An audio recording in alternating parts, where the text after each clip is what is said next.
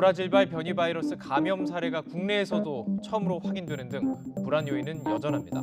중국에서는 베이징 주변 수도권 지역에서 사흘 만에 100명이 넘는 감염자가 나오자 인구 7,500만 명의 허베이성도 방역을 위해 전시 상태를 선포했습니다.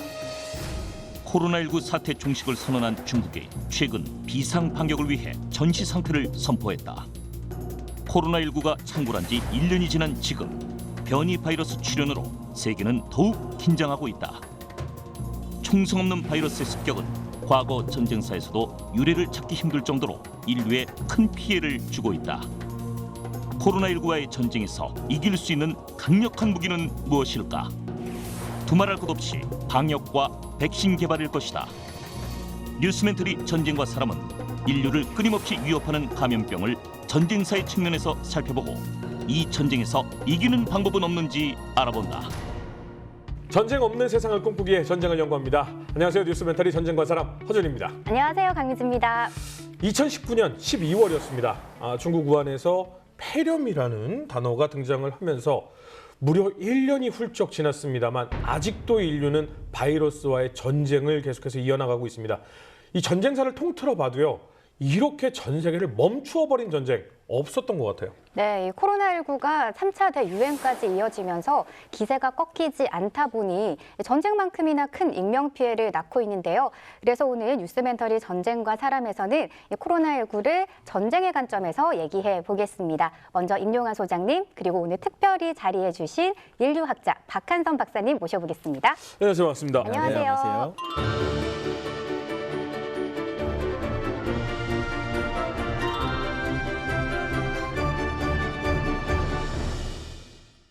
네, 박사님. 네네. 저희가 지금 이 코로나 얘기를 빼면 2020년이 그냥 없어지는 거잖아요. 그렇죠. 뭐 가장 중요한 문제죠. 네, 전 세계가 정말 1년 이상 힘겨운 나날을 보내고 있는데 네네. 이 코로나 바이러스는 왜 이름이 코로나인가요? 그렇죠. 뭐 코로나 바이러스 이름 붙으니까 뭐 맥주 생각하시는 분들도 있고 뭐 그런데요. 원래 이 태양 주변에서 그 홍염과 그리고 이제 화염 같은 것들이 이렇게 왕관 모양처럼 이렇게 올락 나오는 경우가 있어요. 그래서 서양 사람들이 쓰는 왕관 있죠. 그 왕관하고 모양이 비슷하다. 그래서 그 이름을 따가지고 이제 그걸 코로나라고 붙였는데, 근데 코로나 바이러스를 전자현미경으로 보면 거기에 이제 소위 스파이크 단백질이라고 하는 것들이 볼록볼록 나와 있거든요. 그게 마치 태양처럼 보입니다. 그래서 처음에 이름을 코로나 바이러스라고 지었어요. 이제 코로나가 스파이크 단백질 때문에 더 잘 달라붙는다. 그래서 이름이 붙었다. 요 정도까지는 많이 알고 계신데요. 맞아요. 아니 그러면 이렇게 전염성이 강한 게 원래부터 스파이크 단백질은 있었잖아요. 네네. 근데 왜 이렇게 연구가 안 됐었던 거예요? 맞습니다. 이 코로나 바이러스는 사실 인간한테 감염을 일으킨 건 네. 기원전 8,000년 전부터 시작이 된 걸로 보여요. 그러니까 역사가 굉장히 깊죠. 이 2019년 이전에도 겨울에 우리가 걸리는 그런 보통 코감기, 목감기 네. 약 25에서 30% 정도는 코로나 바이러스 때문에 생긴 거였어요. 아, 문제는 변입니다. 사스, 메르스 다 코로나 바이러스인데 새로운 변이가 생기니까 인간이 저항력이 없었고 급속도로 퍼지고 그리고 감기로 죽는 사람 별로 없거든요. 근데 신종 코로나 바이러스는 사망률이 높습니다. 지금 이 코로나 19 이제 정확히 말하면 사스 코로나 바이러스 2예요. 네. 무시할 수 없는 심각한 변종 신종 바이러스라고 하죠. 요게 그러면 네. 우리가 흔히들 요즘 많이 얘기할 때 잘못 네네. 얘기하시는 분들이 있어요. 네. 뭐 독감 정도야. 아니네요. 독감 정도라면 전 세계가 이렇게까지 오. 과민 반응을 보일 리가 있겠습니까? 그러면요. 이게 인간 대 인간으로 싸우는 것만이 전쟁이 아니다. 이건 바이러스와의 전쟁이다라고 얘기해도 과언이 아니지 않을까요? 제가 생각해 보면 이게 전쟁이라고 하는 경우는 결국 우리가 정상 생활을 포기를 하고 통제된 생활을 해야 된다는 거죠. 2차 대전 때 사이렌 울리면 네네. 뭐 저기 모든 거 중지하고 땅속으로 들어간다거나 그렇죠. 뭐 이런 거는 뭐 어떻게 한다거나 이런 제약 속을 우리가 스스로 걸고 살아야 되니까 전시 체제에 사는 거와 다름이 없다라는 생각이 드는 거죠. 우리는 야전병원을 만든다고 하죠. 네. 사람들을 검역합니다. 물자를 배급합니다. 네. 코로나 전사라고 합니다. 의사들과 간호사에 대해서 그쵸. 전선으로 코로나 전선으로 달려가는 전사들이라고 하고 우리들은 응원을 합니다. 네. 방송에서는 계속 선무 방송이 나와요. 서로 거리를 둬야 된다. 코로나를 이겨야 된다. 전쟁에서 승리해야 된다. 심지어 백신 개발하는 미국의 프로그램 이름은 오퍼레이션 워프 스피드, 우와. 초고속 작전이라고 합니다. 대통령은 이 작전을 지휘하는 지휘관이고요. 우리는 그 지휘에 따라야 되는 병사입니다. 물론 감염군과의 싸움이 이 전쟁하고는 좀 달라요. 네. 일단 전쟁은 사람끼리 하는 거고 네. 감염균은 아예 종 자체가 다르거든요. 네. 하지만 그런 유비가 사람들한테 쉽게 와닿는 부분이 분명히 있는 것 같습니다. 사실 중세 이후까지도 현대전이 시작되기 전까지도요. 요새 전쟁은 그냥 우리의 역사였잖아요. 그러면 전쟁에 바이러스나 전염병이 영향을 끼친 사례가 엄청 많겠네요. 그래서 이것이 실제로 전쟁의 승패에도 굉장히 큰 영향을 미칩니다. 고려 말에 이제 유명한 해전이 정지의 장군이 했던 관음포 해전이라고 있는데 우리나라 군제사에서 굉장히 중요한 전투예요. 그런데 실제로 이 관음포 해전을 코앞에 두고 정지 부대에 뭐 말로는 절반이라고 그러는데 옛날에 느낌으로 하는 말이니까 정확한 인원은 없지만 네. 상당수가 질병으로 쓰러져 버린 거죠. 아이고야. 그 부대 전력이 절반으로 떨어졌어요. 사실 임진왜란 때도 이순신 장군 부대도 질병으로 굉장한 피해를 봅니다. 이게 1593년에 이순신 장군이 올린 장계가 있는데 진중의 군사들 태반이 전염되어 사망자가 속출하고 있습니다. 여기에 군량이 부족해서 계속 굶으니까 또 영양이 부족하니까 병이 더 잘 나고 병이 나면 반드시 죽게 된다. 그래서 2년 동안에 6,200명 중에서 사망자가 600여 명이라고 그랬어요. 근데 이게 전사자랑 합친 숫자인데 일부 연구에서는 3분의 2가 병사자일 아이고야. 거다라고 얘기를 합니다. 결국은 누군가는 걸리게 되는데 네. 이게 아무래도 네. 집단이 모이면 바이러스가 퍼진다. 이게 네네. 기본적인 생각이 맞는 거죠. 가장 유명한 얘기는 역시 펠로폰네스 전쟁 때 그 아테네 이야기인데 아테네는 자기네가 이긴다고 확신하고 있었어요. 전략적으로 질 수가 없는 전쟁이다. 그래서 승리의 전략을 했는데 그 승리의 전략을 하기 위해서는 도시 밖에 있는 사람을 다 성 안에 넣어놨어야 된단 말이죠. 네. 그러다 보니까 병이 돌아버리게 되는 거죠. 결국 시민 3분의 1이 가까이 죽었고 네. 이게 그러다 보니까 지도자도 죽고 나중에는 군인들까지도 죽고 전염병이 돌고 사람들이 죽어가니까 사람들이 말씀하신 것처럼 이 세계에서 내가 그냥 얻을 거 얻어야겠다. 그러면 자기들 편마저도 약탈하고 죽이고 뺏어오는 사태가 벌어지게 되는 거죠. 소장님 말씀하신 것처럼 아테네 시민들은 감염병에 대항해서 똘똘 뭉치지 않았습니다. 감염병이 유행을 하니까 네.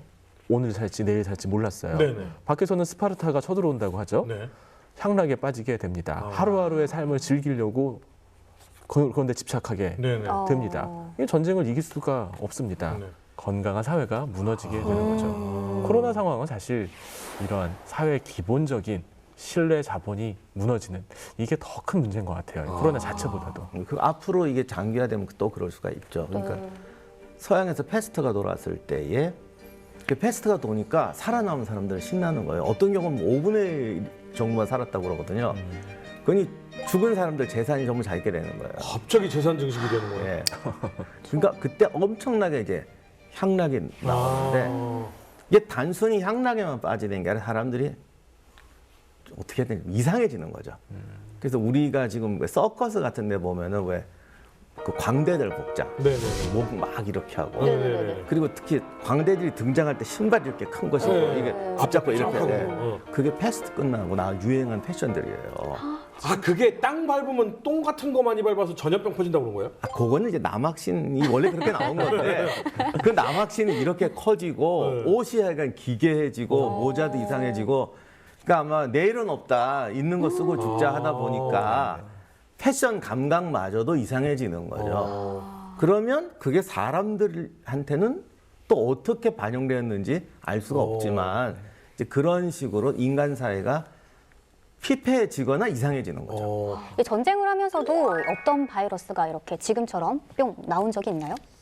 전쟁이 새로운 신종 감염병을 만들었느냐 그런 말씀이시죠? 네. 그건 아닙니다. 신종 감염병은 전쟁, 즉 부대에서 생긴 게 아니라 군대는 이런 전염병을 널리 퍼뜨리는 역할은 했지만 네. 전염병이 생긴 이유는 바로 도시 생활입니다. 네. 방금 말씀하신 것처럼 이제 군대가 모이고 광역의 전쟁이 벌어질수록 이제 더 많이 모이게 되는데 이게 또 군대가 지나가면서 병을 또 옮겨요. 특히 대원정을 하면 지나가는 구역에다가 다 병을 옮기고 아, 동물들이 또 따라가요. 그럴 수밖에 없네요. 그렇죠. 뭐 말도 예. 있고 뭐 걷잡을 이렇게 수가 뒤. 없네요. 네네. 네. 그러니까 전쟁이 나면 군인들도 병으로 죽는 사람이 더 많지만 일반인들도 네. 그들이 옮긴 전염병으로 죽는 사람이 더 많을 거예요. 네. 네, 세계적인 인류학자 제레드 다이아몬드가 총균세라는 책에서 유럽이 신대륙을 발견해서 정복할 수 있게 만들었던 힘 중에 하나는 바로 감염병, 균이라는 거죠. 감염병을 퍼뜨리면서 떼죽음을 당합니다. 거의 90%의 아메리칸 원주민들이 죽어요. 천연두라든지 인플루엔자, 감기 같은 것들은 유럽에서 이제 아메리카로 옮겨진 네. 전염병이라고 할 수 있죠. 예, 전염병 참 무서운데 이거 코로나는 왜 이렇게 안 잡히는 거예요? 그러니까. 그렇죠. 많은 분들이 아마 궁금하실 거예요. 이 감염병이라는 게 어느 정도 유행하면 또 사그러들기 마련인데 네. 1년 내내 유행하고 있거든요. 네. 이게 참 절묘합니다. 코로나19, 정확히 말하면 이제 사스 코로나 바이러스 2는 이 기초 재생산 지수, 즉 한 사람이 몇 명의 사람한테 옮기느냐에 대한 그런 지수, 값이 있는데 우리가 보통 R이라고 하는데요. 그 R이 1을 약간 넘어요. 사스 코로나 바이러스는 이게 1.7, 2 이런 거 왔다 갔다 합니다. 거리 두기를 열심히 하면 1 밑으로 낮출 수 있어요. 하지만 자칫 또 방심하면 1 이상으로 올라가요. 한 2%, 5%로 왔다 갔다 합니다. 네. 적극적으로 치료하고 중환자실에서 케어하면 살릴 수 있어요. 네. 케어 안 하면 죽는 사람이 많아집니다. 코로나 환자가 많아지면 중환자실이 꽉꽉 찹니다. 네. 병원에 자리가 없어요. 네. 여력이 안 되는 겁니다. 숫자를 줄이면 숫자가 너무 많이 늘어나면 사망률이 높아지고 네. 숫자를 줄이려니 거리두기를 해야 되고 네. 아무리 줄여도 1은 조금 넘으니까 계속 유지는 되고 이 코로나 딜레마인데요. 이 코로나가 그래서 앞으로 영원히 없어지지 않을 거다. 이런 예측들이 많습니다. 네. 네, 그런데 어떤 전염병이든 초기 대응이 결과에 큰 영향을 미치잖아요. 이번 코로나 바이러스는 세계보건기구 WHO에서 초기 대응이 늦었다라는 평가가 있었어요. 지난해 1월 31일 신종 코로나 바이러스 감염증 국제적 공중보건 비상사태를 선포하고 3월 11일에서야 코로나19 팬데믹 선언을 했는데요. 네, 그때 당시에 아시아, 미국, 유럽으로 코로나가 이미 확산된 뒤였잖아요. 이것도 전쟁이랑 좀 비슷한 것 같은데 네네. 이 초기 대응과 피해 정도 어떤 연관성이 있다고 봐야 될까요? 맞습니다. 그 감염병이 한번 신종 감염병이 특히 유행을 하면 초기에 잘 잡아야 돼요. 초기에 잡으면 해결할 수가 있거든요. 재작년 12월 말에 우한에서 처음 폐렴 환자, 상세불명의 폐렴 환자가 생겼을 때 이 원인이 뭔지 몰라서 사람들이 다 막 찾고 막 고민하고 막 여러 가지 가설들이 나왔는데 2달이 지나서야 사스 코로나 바이러스라는 사실이 밝혀집니다. 네. 원인을 모르고 무엇 때문에 걸리는지도 모르면 사실 대처도 어떻게 할지 모르니 늦어질 수밖에 없는 일입니다. 또 생각해 보면요, 전쟁도 처음에 빨리 처리했으면 이렇게 안 됐는데 나중에 심각한 결과를 초래한 경우도 많이 있어요. 그러니까 원래 전쟁도 전쟁마다 양상이 좀 다르니까 네. 요거는 조금 애매하네요. 보통은 초기 대응이 다 중요하다고 생각했죠. 1차 세계대전 때 이게 참호전이라는 게 일종의 초기 개념이에요. 네. 아까 말 똑같잖아요. 이 봉쇄선 안으로 들어오지 마라. 네. 그래가지고 그걸 막겠다고 전 군대를 다 밀어 넣었더니 네. 어마어마하게 죽는 거예요. 네. 그 라인에서. 그래서 나중에 나온 게 이러지 말고 끌어들여서 잡자. 이 교리가 1차 대전 말에 거의 정설이 돼버렸는데 노르망디 상륙작전 할 때 이걸 어떻게 할 거냐. 끌어들여서 잡을 거냐. 해안에서 경멸시키냐 갖고 굉장히 이제 논쟁이 벌어져요. 근데 이게 결국 논멜 말대로 상륙작전은 해안에서 잡아야 돼요. 그래서 지금도 아마 상륙작전은 교두보를 주기 전에 해안에서 잡아야 되고 그 1차 대전 같이 한 치의 땅도 물로 줄 수 없다 이러고 이렇게 봉쇄선을 치면 안 된다. 오히려 더 큰 희생이 난다. 근데 또 뭐 코로나 지금 지휘하시는 분들한테 이게 또 영감이 갈지는 모르겠습니다만 두 가지 경우가 있더라고. 끌어들여서 잡는 경우와 초전에 진입하는 것.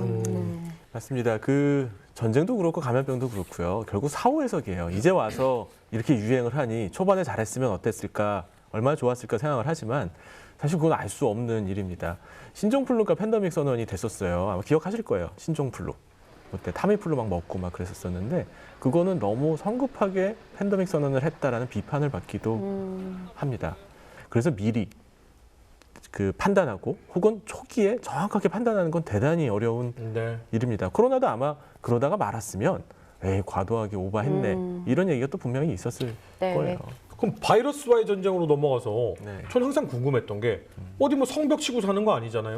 전 세계가 모두 다 열려 있는데 다른 곳에 초기 대응이 잘 된 곳도 있었나요? 그럼요. 그 스페인 독감이 미국에서 크게 또 큰 타격을 줬거든요. 근데 필라델피아하고 샌프란시스코하고는 대응 방향이 완전히 달랐어요. 네.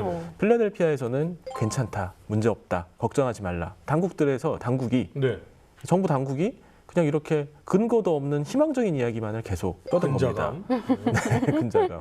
그래서 시체들이 쌓여가고 사람들이 막 약탈을 하고 도망가고 패닉에 빠지고 경찰들이 일을 안 하고 병원에 있는 의료진도 빠지고 그런데도 불구하고 근자감, 근거 없는 희망적인 이야기만 계속했죠. 네. 샌프란시스코는 달랐습니다. 어허. 그렇다고 해서 과도하게 상황을 뭐 이렇게 과장해서 이야기한 건 아니에요. 정확하게 몇 명이 죽었는지 상황이 어떤지를 시민들한테 정확하게 알렸습니다. 교사들도 또 시민들도 모여가지고 다 뭐 전화 교환수도 하고 간호사로도 일하고 자원봉사를 했습니다. 샌프란시스코와 필라델피아의 사망자 숫자는 크게 달랐습니다. 전쟁도 아마 그럴 것 같습니다. 이 전쟁에서 보통 밀리고 있는 나라일수록 뉴스나 신문이나 뭐 이런 데서 우리는 승전하고 있습니다. 이기고 있습니다. 이렇게 희망적인. 거짓 정보를 막 네. 하거든요. 네. 일본군이 태평전쟁에서 질 때 한국의 그때 당시에 한국 신문에 보면 늘 승리하고 있었다는 네, 거예요. 네. 그러니까 자기가 자기를 속이는 네. 격이 되는 거죠. 2019년 12월 31일 중국 우한에서 정체불명의 폐렴이 번지고 있다는 보고가 세계보건기구에 공식 접수된다. 2020년 1월 11일 중국에서 코로나19 감염 최초 사망자가 발생한다. 2020년 3월 11일 세계보건기구는 코로나19 팬데믹을 선언한다. 2020년 9월 유럽의 2차 대유행이 시작되고 전 세계 사망자는 100만 명을 돌파한다. 2020년 12월 세계 각국에서 백신 접종이 시작된다. 2021년 1월 18일 현재 누적 환자는 9,300만 명, 사망자는 200만 명을 넘어섰다. 인류는 여전히 코로나19와 전쟁 중이다. 여지껏 전쟁은 인류를 하나로 뭉치게 한 적이 단 한 번도 없거든요. 근데 코로나19는 이제 막 합쳐서 진짜 전 세계가 하나가 돼서 싸우고 있는데 연합군으로 백신, 그러니까 꼭 군대가 아니더라도 연합으로 좀 백신 만들고 이렇게 좀 안 되나요? 맞아요. 1851년인데요. 유럽의 의사들이 다 모이기 시작했습니다. 어허. 현미경도 나오고 네. 미생물도 이제 정체가 분명해지기 시작했습니다. 네. 감염병을 막기 위해서는 개개인의 의사들의 헌신적인 치료로는 부족하다는 사실을 알았어요. 네. 위생도 개선해야 되고 보건도 개선해야 된다는 사실을 알고 저명한 의사들이 모여서 단합해서 감염병, 질병으로부터 인류를 구해야 된다는 오. 최초의 모임이 있었습니다. 네. 그 모임이 계속해서 발전해가지고 지금의 세계보건기구로 발전하게 아, 그렇구나. 됩니다. 물론 세계보건기구는 강제력은 없어요. 네. 예. 그래서 세계보건기구는 권고사항만 이야기할 뿐입니다. 네. WHO에서 전 세계에 있는 백신을 모두 취합해가지고 최적의 장소에 최적의 인구 집단에 배분을 한다면 좋겠죠. 네. 그렇게 잘 안 됩니다. WHO가 그 정도까지는 힘이 없어요. 네. 우리는 지금 코로나19와 아주 기나긴 전쟁을 하고 있습니다. 근데 앞으로 인류가 존재하는 한 또 다른 바이러스가 계속해서 창궐을 할 텐데요. 어떻게 하면 좋을까요? 저희가 전쟁과 사람인 만큼 이 전쟁과 비교해서 한 말씀 부탁드립니다. 인류가 생긴 이래로 전쟁을 좋아하는 사람은 어디 있겠어요. 그러니까 전쟁을 억제하려는 노력을 하지 말자가 아니라 결과적으로는 공생이 돼버린다는 거죠. 그러니까 살아가면서 피해를 최소화하는 것인데 어떻게 보면 바이러스도 마찬가지인 것 같아요. 네. 개간하고 농사를 짓지 않으면 바이러스가 안 나왔다고 그래서 누가 지금 농사를 안 짓겠어요. 그리고 지금 있는 원인을 전 잘 모르지만은 말씀하신 원인이 다 제거된다면 또 새로운 요인이 나올지도 모르겠어요. 그럼. 만약에 안 나오면 그건 인류가 바이러스와의 전쟁을 끝낸 것이고 인간 사회는 아직 그게 없어요. 어떤 경우든지 제거하면 또 전쟁 원인이 생기니까 그 부분에 대해서는 제가 뭐 전문가가 아니니까 말을 못하겠지만 하여간 인류 역사 지금까지로 봐도 항상 생기더라. 원인을 제거하고 누르고 치료하고 또 새로운 전쟁의 원인이 나온다는 거. 간단한 예로 2차 세계대전 끝났을 때만 해도 제국주의만 없으면 이제 전쟁 안 날 거라고 그랬어요. 근데 그 말 하던 사람이 전쟁을 일으키더라고. 왜? 제국주의를 없애기 위해서. 그렇게 되니까 제가 요거는 정말 바이러스도 이런지도 모르겠습니다만 인류 사회는 이 영원한 관계 속에서 공생해야 되는 것 같아요. 근데 감염병하고 전쟁은 중대한 차이점이 있습니다. 네. 전쟁은 소장님 말씀하셨던 것처럼 자원을 가지고 경쟁을 하게 되면 필연적으로 발생할 수밖에 없습니다. 네. 서로 갖고 싶은 게 땅이 됐던 뭐 네. 에너지가 됐던 싸우죠. 그런데 바이러스는 인간이 살고 있는 이 영토에 대한 욕망도 없고요. 네. 뭐 사람을 공격해가지고 내가 황금을 찾아야지 이런 소망도 없습니다. 네. 그래서 공생할 수 있어요. 미래에 우리가 살아가야 될 세상은 지금과는 조금 다른 방식이어야 한다고 생각합니다. 100년 전에 전 세계 인구가 20억 명밖에 안 됐어요. 근데 벌써 70억 명입니다. 인구가 너무 많아요. 그리고 이렇게 많은 사람들이 아주 좁은 곳에 모여 삽니다. 이유는 딱 하나예요.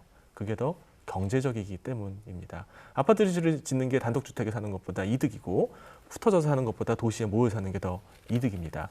하지만 그렇게 눈앞에 보이는 이득 뒤에는 코로나 바이러스 같은 신종 감염병, 즉 보이지 않는 손해가 엄청나게 쌓여 있는지도 모릅니다. 좀 더 건강한 삶의 방식을 만들어야 됩니다. 생태계 파괴도 좀 줄이고요. 그리고 건강한 삶의 환경도 만들어야 됩니다. 지역의 환경, 지역의 조건과 지역의 사람들이 잘 어울려서 공생할 수 있는 환경이 만들어지지 않으면 아마 코로나 21이 계속 나타날지도 모른다고 생각합니다. 네. 이런 거대한 전염병은 역사책 속에서만 등장을 하는 줄 알았는데 1년이란 세월을 이렇게 보내다 보니까 정말 우리가 앞으로 살아가면서 절대 간과하지 말아야 할 분야라는 생각이 듭니다. 이 코로나와의 투쟁 꼭 이기는 것과 동시에 앞으로 미래 병들에 대해서 우리가 지금부터 해야 할 것들이 무엇이 있을지 생각해 볼 수 있는 아주 큰 계기가 되었으면 합니다. 오늘 참 많은 걸 배웠고요. 분명히 우리에게 희망은 있다라는 생각이 들면서 갑자기 머릿속에 영화 한 편이 떠올랐습니다. 인류는 언제나 그랬듯이 길을 찾을 겁니다. 저희는 그 길을 조금이라도 더 잘 찾을 수 있게 다음 주에 더 흥미있는 주제를 가지고 돌아오도록 하겠습니다. 시청해주신 시청자 여러분 감사합니다.